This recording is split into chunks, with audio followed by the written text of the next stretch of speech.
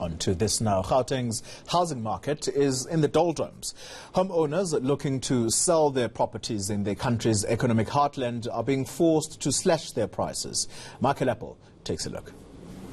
Pam Golding's 2019 property report makes for tough reading if you're in Gauteng. Housing price inflation in the province remains stubbornly under the national average, with Johannesburg the worst.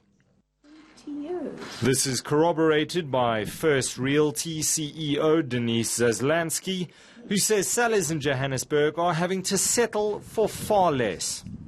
It's a cross-section of the market, whether they paid R1 million or whether they paid 10 million 3-4 years ago. We're selling at between 20 and 30% less.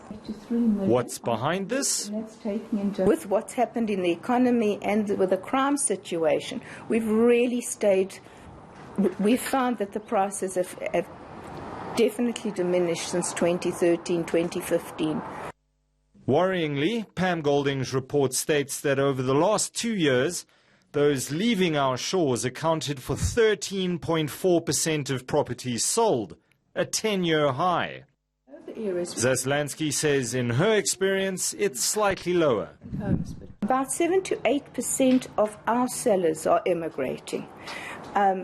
I speak to a lot of conveyancers. They are dealing with people who are immigrating, and perhaps in their businesses it could be more than 10 or 15%. It's definitely a buyer's market. A recent F&B Property Barometer report shows that more than 90% of homes sold over the last 3 years went for below the asking price. In Gauteng, for sale signs are everywhere.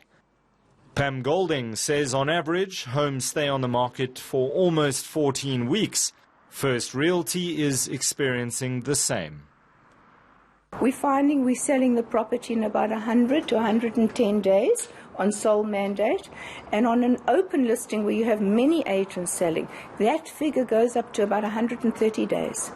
The eternal optimist, she says the market will bounce back.